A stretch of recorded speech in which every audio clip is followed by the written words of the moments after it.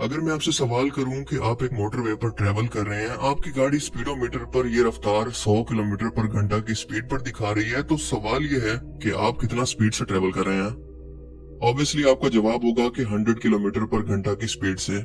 लेकिन क्या वाकई ऐसा है?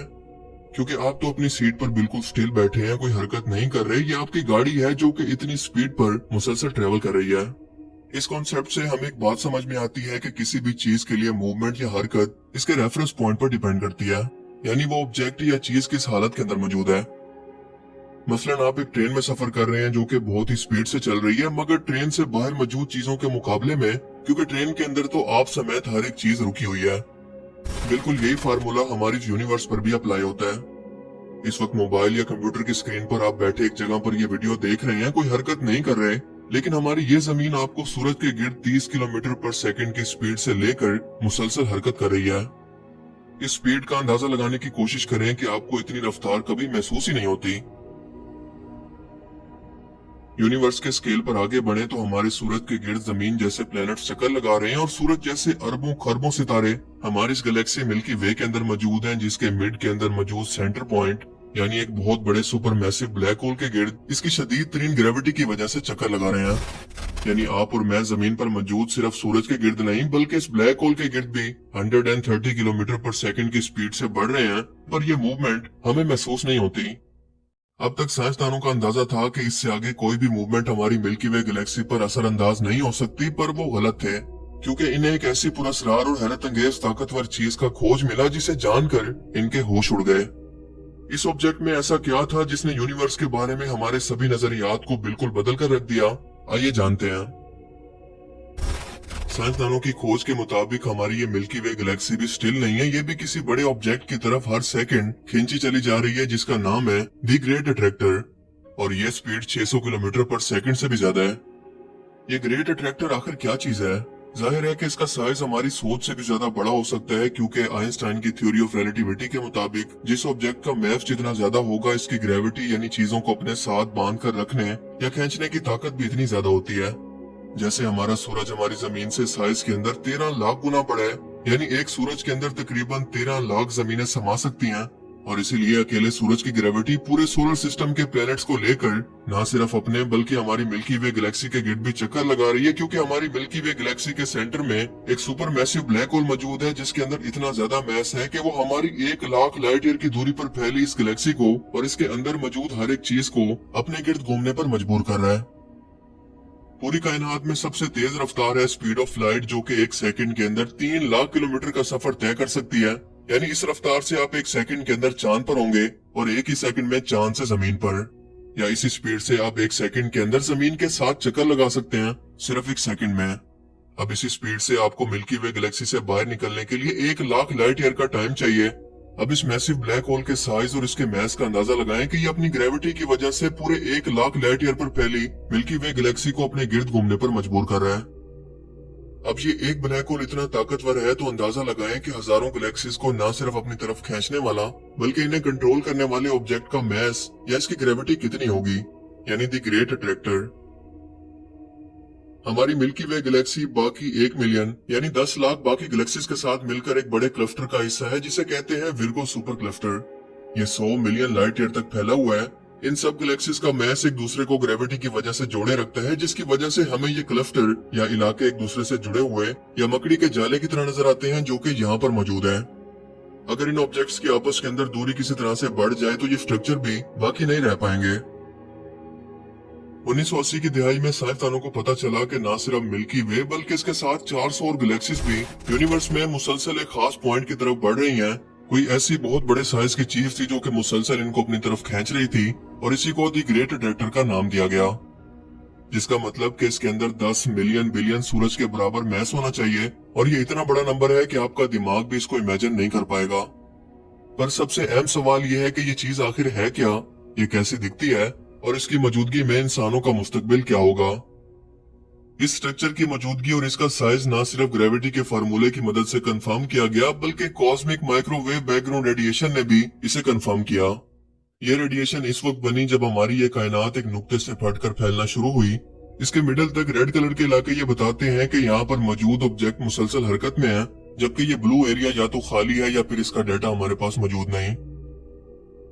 जब इसी मॉडल पर हमारी मिल्की वे गैलेक्सी के साथ 400 और गैलेक्सीज को देखा गया तो पता चला कि ये सब ब्लू एरिया की तरफ मुसलसल बढ़ रही हैं और ये स्पीड 627 किलोमीटर पर सेकंड की है, जहां पर दी ग्रेट अट्रैक्टर जैसी कोई चीज मौजूद है। ये ब्लू एरिया ऐसा नहीं है कि यहाँ पर सभी ऑब्जेक्ट्स या दी ग्रेट अट्रैक्टर स्टिल है, कोई मूवमेंट नहीं कर रहा, बल्कि हमारे पास इसका डाटा नहीं है, जिसकी वजह है डॉपलर इफेक्ट। अब ये डॉपलर इफेक्ट क्या है? क्या आपने अपने पास से गुजरती हुई किसी एम्बुलेंस या पुलिस की गाड़ी को देखा है जो कि सायरन बजाते गुजरे, तो जैसे जैसे आपके करीब आए इसकी आवाज और होती है और जितना आपसे दूर जाए इसकी आवाज मुसलसल बदलती रहती है। बिल्कुल यही हाल इस ग्रेट अट्रैक्टर से आने वाली रोशनी का भी है, क्योंकि हम इंसान चीजों को तभी देखते हैं जब किसी चीज से निकलने वाली रोशनी हमारी आंखों में पड़ती है, लेकिन दी ग्रेट अट्रैक्टर से आने वाली रोशनी बेतहाशा फासलों, गैस और डस्ट के बादलों की वजह से हम तक नहीं पहुंच पाती। इसीलिए हमें नहीं पता कि ये दी ग्रेट अट्रैक्टर है कहाँ, ये कैसा दिखता है। यही वजह है कि हम इसको ब्लू शेड के अंदर देख रहे हैं। पर इसका एक और हल है और वो ये है कि हम इस ग्रेट अट्रैक्टर को अपनी जमीन की बजाय किसी और डायरेक्शन से देखने की कोशिश करें जिसके दरमियान कोई रुकावट ना हो। पर ऐसा मुमकिन नहीं है, क्योंकि ये कायनात चारों तरफ से फैल रही है और दूसरा, हम इंसान मिल्की वे गैलेक्सी में यहाँ पर इस जगह पर मौजूद हैं। अब इसके आसपास जहाँ पर भी आप चारों तरफ से देखें तो गैस और डस्ट के पार्टिकल्स हर जगह पर मौजूद हैं, जो कि हमारे व्यू को रोक रहे हैं, क्योंकि हमें जमीन पर रहते हुए यहाँ से यहाँ तक इस डायरेक्शन में देखना है। गौर करें कि हम मिल्की वे में वहाँ पर मौजूद हैं जहाँ पर ये ग्रेट अट्रैक्टर हमारी ऑपोजिट साइड पर है, तो क्यों ना हमारी मिल्की वे गैलेक्सी जब अपना चक्कर मुकम्मल करके हमें इसकी दूसरी साइड पर लेकर आए, तब हम इसे आसानी से देख लें। कहने को तो ख्याल बहुत अच्छा है, पर एक छोटा सा प्रॉब्लम है। वो ये कि मिल्की वे गैलेक्सी को अपना एक चक्कर पूरा करने के लिए 225 मिलियन साल लगते हैं, और इस वक्त जहाँ पर हम मौजूद हैं इस टाइम के अंदर इसकी दूसरी साइड पर आने के लिए इसे 100 मिलियन साल और लगेंगे। तब तक यकीनन आप, मैं और ये जमीन कुछ भी मौजूद नहीं होगा। पर कोई बात नहीं, क्योंकि साइंसदान भी हार मानने वाले नहीं हैं। एक ऐसी चीज है जो कि इन तमाम रुकावटों से गुजर सकती है और इसका नाम है रेडियो और इंफ्रारेड वेव्स, जो विजिबल स्पेक्ट्रम को डिटेक्ट कर सकते हैं। गैलेक्सीज के स्ट्रक्चर या सुपर क्लस्टर एक्स रेज खारिज करते हैं। इसीलिए 1980 की दहाई के अंदर एक एक्सरे सैटेलाइट को लॉन्च किया गया, जिसका डाटा 1996 के अंदर पब्लिश हुआ। इसमें पता चला कि दी ग्रेट अट्रैक्टर दरअसल बहुत बड़ा गैलेक्सीज का एक स्ट्रक्चर है जो कि एक साथ मौजूद है, जिन्हें नॉर्मा क्लस्टर का नाम दिया गया। इनका मैस क्वाड्रिलियन सूरज के बराबर है। आखिरकार हमें जवाब मिल गया कि ये दी ग्रेट अट्रैक्टर दरअसल है क्या, पर असल कहानी तो अभी शुरू हुई है। मसला ये था कि ये नॉर्मा क्लस्टर खुद से भी किसी बड़े स्ट्रक्चर की तरफ खींचा चला जा रहा था, यानी ये स्ट्रक्चर हमें और खुद को एक और बड़े ऑब्जेक्ट की तरफ लेकर जा रहा है, जिसका नाम है शिपली सुपर क्लस्टर, जिसे 1930 के अंदर हार्लो शिपली नाम के एक साइंटिस्ट ने दरियाफ्त किया और इसी के नाम पर इस क्लस्टर का नाम रखा गया, जो कि हमसे 650 लाइट ईयर की दूरी पर मौजूद हमारी मिल्की वे गैलेक्सी समेत 8000 गैलेक्सीज को मुसलसल अपनी तरफ खींच रहा है, जिसका मैस 10 मिलियन बिलियन सूरज के बराबर है, यानी दी ग्रेट अट्रैक्टर से 10 गुना ज्यादा। 500 बिलियन लाइट ईयर दूर होकर भी हमें अपनी तरफ खींच रहा है। जरा तसव्वुर करके देखें। यही नहीं बल्कि एक और क्लस्टर जिसका नाम है वेला सुपर क्लस्टर, यह भी हमारी मिल्की वे गैलेक्सी और दी ग्रेट अट्रैक्टर को अपनी तरफ खींच रहा है, और ये शेपली सुपर क्लस्टर से भी दूर है। ये तमाम एरिया जिसके अंदर the great attractor, Virgo super cluster, Centaurus super cluster, वेला और नॉर्मा सुपर क्लस्टर सब मौजूद हैं। ये सब एक बहुत बड़े सुपर क्लस्टर का हिस्सा है जिसका नाम है लेनाकिया सुपर क्लस्टर, जो कि कुछ ऐसा दिखता है। तो सबसे अहम सवाल कि जिस रफ्तार से हम सब इंसान इनकी जानिब बढ़ रहे हैं, तो इंसानों का मुस्तकबिल क्या होगा?